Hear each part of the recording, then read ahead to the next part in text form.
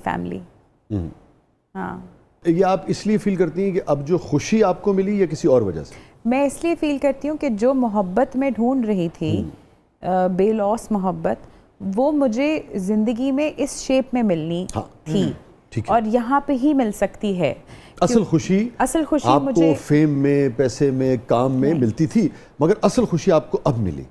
नहीं, मुझे याद है ना? कि मैं जब भी मैं अहद वफा के टाइम से शुरू हुआ था मेरा जो ये फेज़ ऑफ एंजाइटी और पैनिक अटैक्स और ये डिप्रेशन था। मुझे याद है सैफी भाई, मैं बाथरूम में बाथरूम में चीखे मार मार के रो रही थी, तो सैफी भाई ने नॉक किया, क्या हुआ है, दरवाज़ा खोलो। मैं दरवाज़ा खोलो, मैंने बताया सैफी भाई this is what I feel.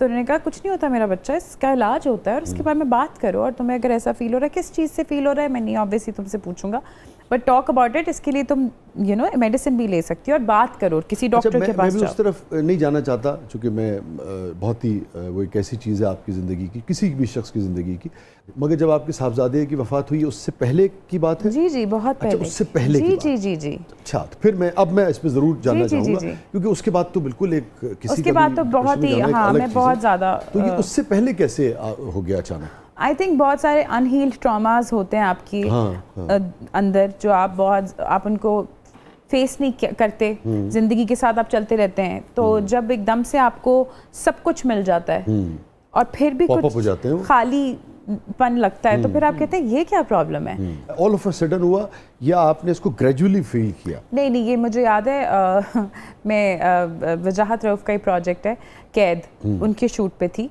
और मेरी एक डिस्कशन हो रही थी एक और सेट के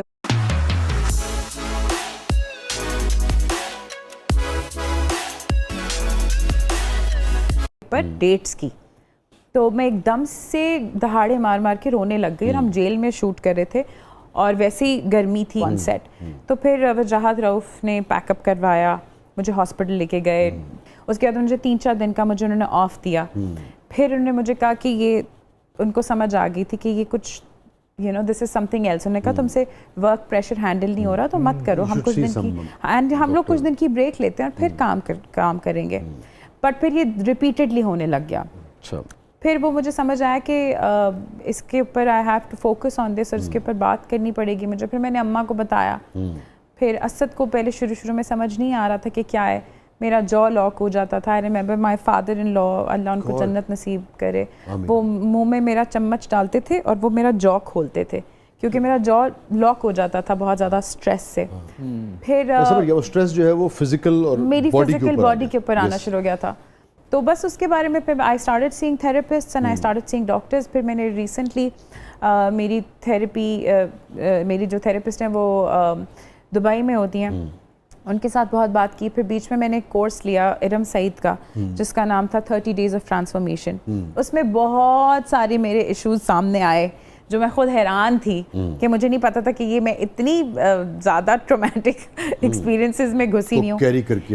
या she and then she sat me down, और उन्होंने मुझे कहा कि तुम आंखें बंद करो और तुम ऐसा करो, वो जो 6 साल की बच्ची है, जो भी तुम्हें ट्रॉमा फील हुआ है, उस बच्ची के पास जाओ और ये वाली ज़ारा उस ज़ारा के पास जाए और उसको जाके अपनी गोद में उठाओ और कमरे से बाहर ले आओ। और ये मुझसे हो नहीं रहा था, और मैं रो रही थी कि मैं नहीं, मैं उन्होंने मुझे कहा आंखें बंद रखो, जाओ, वो ज़ारा क्या कर रही है, जाओ ज़ारा से बात करो, उस ज़ारा को टच करो। मैं भी ये बात कर रही हूँ तो मेरी आंखों में आंसू आ रहे हैं कि उन्होंने मुझे कहा कि वो ज़ारा डरी रही है, उस ज़ारा से बात करो, उसको बोलो कि मैं हूँ यहाँ एंड इट्स ओके।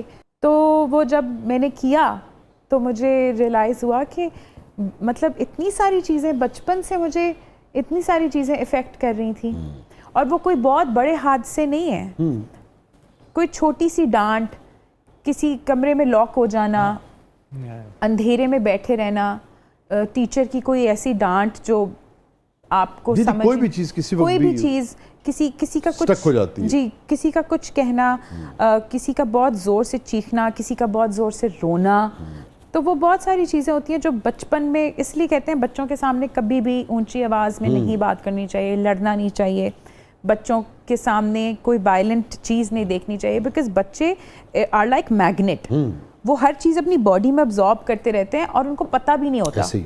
वो जब फिर बड़े होते रहते हैं उनकी बॉडी और सबकॉन्शियस उनको फिर वैसे शेप करता है। बिल्कुल ऐसे ही। तो वो यही है और कि कॉन्शियस तो आपको पता है, फ्रॉइड का भी कहना है कॉन्शियस आपका सिर्फ हार्डली 10-15% बिल्कुल। है, बाकी सारे का वो नीचे है। कॉन्शियस तो टिप ऑफ द आइसबर्ग है, बाकी सारे का सारा प्री कॉन्शियस है, सब कॉन्शियस है, अनकॉन्शियस है, सब नीचे है।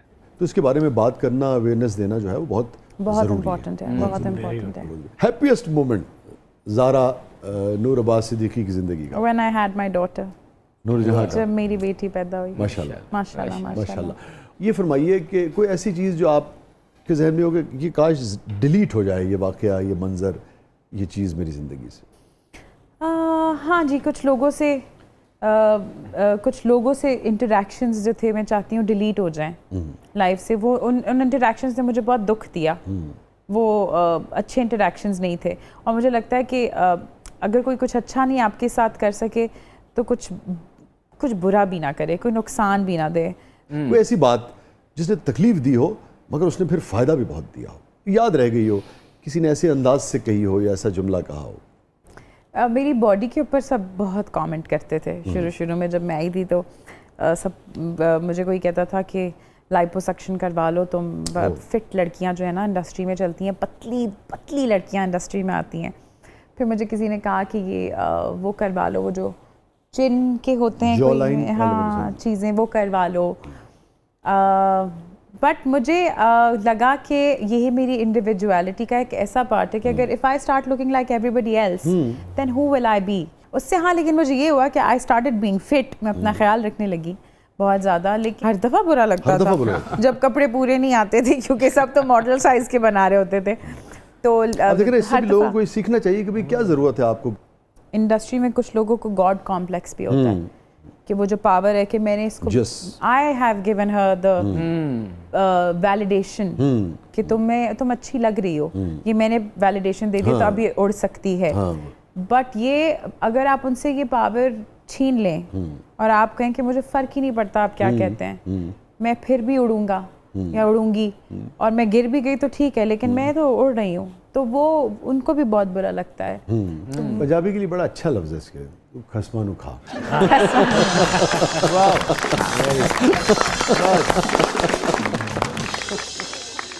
आप किसी रिश्ते में कहना चाहती हो, नहीं कह पाई हो, दिल चाहता हो, कह सकती हो? अलल ऐलान यही कहना चाहती हूँ कि Asad, thank you so much कि आपने मुझे ये कंफर्ट दिया, ये कॉन्फिडेंस दिया। आज मैं जो कुछ भी हूँ वो सब आपकी वजह से है। थैंक यू मुझे इतनी इज़्ज़त देने के